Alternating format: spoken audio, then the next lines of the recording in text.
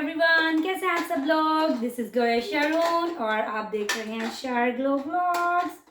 तो मैंने कल आपको क्विकली अपडेट दे दूं कि 28 तारीख को डॉक्टर ने 28 अगस्त को डॉक्टर ने इंडक्शन के लिए बुलाया है। तो baby they will deliver the baby. तो इंडक्शन के लिए इसलिए बुलाया है, मैंने कहा क्विकली आपको ये अपडेट इसलिए दे दूं क्योंकि बहुत सारे लोग जो है वो सोचते हैं कि अगर शुगर है बहुत ज़्यादा हाई, इंसुलिन लग रही है और हाई रेट है शुगर का, तो सीज़र ही होता है। तो आपको ये इन्फॉर्मेशन देनी थी कि यहाँ अगर पाकिस्तान वर्सेस कनाडा का मेडिकल सिस्टम जो कि बेबी डिलीवर करने के हवाले से होता है, तो ऐसा है कि यहाँ पर सीज़र, चाहे आपको इंसुलिन लग रही है, चाहे आपकी शुगर हाई है या फिर ब्लड प्रेशर हाई है बहुत ज़्यादा, तो वो पूरी हद तक कोशिश करते हैं कि आपका ब्लड प्रेशर पहले नॉर्मल हो जाए, साथ वो आपको इंडक्शन दे देते हैं और हर हाल में वो कोशिश करते हैं कि बेबी नॉर्मल डिलीवर करवाएं। लेकिन अगर इंडक्शन के बावजूद आपको जो है वो फ़ायदा नहीं होता, यानी कि जो लोग मेडिकल से ताल्लुक़ रखते हैं, जो मेडिकल से ताल्लुक़ नहीं रखते, उन्हें भी मैं ये बताना चाहती हूँ कि इंडक्शन के बाद जब बेबी डिलीवर करने के लिए जब सर्विस ओपन होती है तो तब वो बेबी डिलीवर करवा देते हैं। लेकिन कई लोगों का ये होता है कि इंडक्शन के बावजूद जो है वो नहीं हो पाता, तो तब वो सीज़र कर देते हैं। यहाँ पर ऐसा है कनाडा में।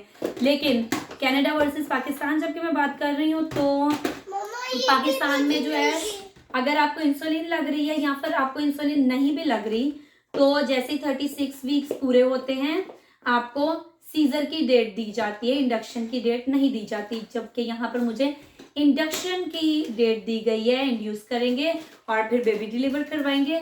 लेकिन पाकिस्तान में क्या होता है, इंडक्शन की डेट नहीं दी जाती है कि इस डेट पे आपका जो है वो 36 वीक पूरे हो रहे हैं, तो बेबी नॉर्मल जो है वो नॉर्मल वेट हो जाएगा 36 वीक तक और सर्वाइव कर सकता है आउटसाइड द वोम। तो इस वजह से वो आपको 36 वीक पूरे होते ही सीज़र की डेट देते हैं। तो ये पाकिस्तान का और कनाडा का डिफरेंस जो है ये एक बहुत बड़ा है और सवालिया निशान भी है कि अगर 36 वीक होते ही आप इंडक्शन दे सकते हैं और बेबी डिलीवर नॉर्मल करवा सकते हैं, तो आप डायरेक्ट सीज़र की डेट क्यों देते हैं। तो ये आपके लिए एक इंफॉर्मेशन भी है। आप मेरी तरफ से आपके लिए देने का अपडेट भी है और इन्फॉर्मेशन ये है कि क्योंकि हमारे पाकिस्तान में लैक ऑफ नॉलेज की वजह से जो है बहुत सारे सीज़र होते हैं। तो एक और बात है कि डेनिका और लियोना की दफ़ा कोई इंडक्शन मुझे नहीं था उन्हें देना पड़ा क्योंकि ये बिल्कुल लेबर पेन हो गई थी, तो इस वजह से मैं हॉस्पिटल चली गई थी। Yes Leona, can you see that इसमें बैटरी है? Let's see. Oh no, it's not working. हाँ जी, सॉरी, लियोना आ गई थी तो मुझे ज़रा इसे टाइम देना पड़ा।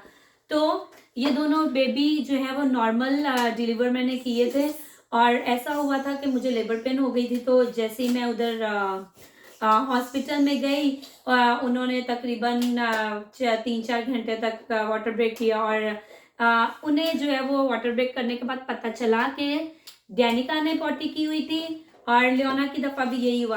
तो क्योंकि मेरी माइंड सेंस वही थी पाकिस्तान वाली, तो मुझे लगा कि क्योंकि इन्होंने पूप कर दिया है तो अब तो मेरा सीज़र होगा।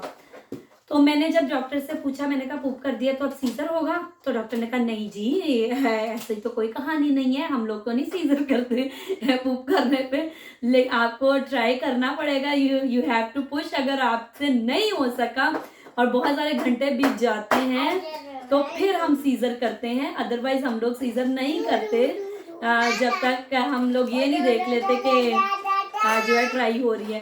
तो यही मैं आपसे ये भी एक नॉलेज की बात आपको बताना चाहूँगी कि क्योंकि मेरी फैमिली में रिसेंटली हुआ है कि मेरी कज़न जो थी लेबर पेन में गई थी, तो डॉक्टर्स ने लेबर पेन में वाटर ब्रेक किया बजाय कि ये चेक करने के कि कितना हो गया हुआ है ओपन और आप बेबी डिलीवर नॉर्मल कर सकते हैं। उसने डायरेक्ट कहा कि बेबी ने पूप कर दिया है तो आपका जो है वो सीज़र होगा।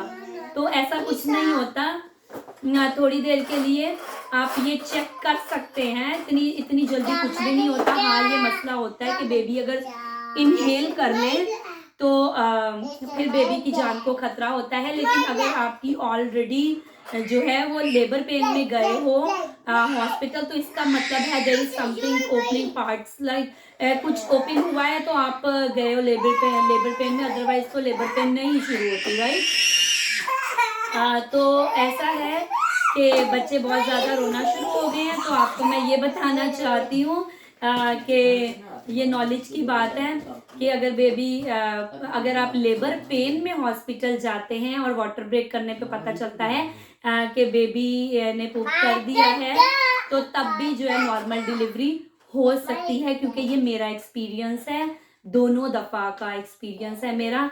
बाकी आपका जो एक्सपीरियंस है, पाकिस्तान के डॉक्टर्स जो है वो ज़्यादा बेहतर जानते हैं, लेकिन यहाँ के डॉक्टर से मैंने पूछा तो उन्होंने कहा कि नहीं, वी हैव, बिकॉज आप लेबर पेन में आए हो।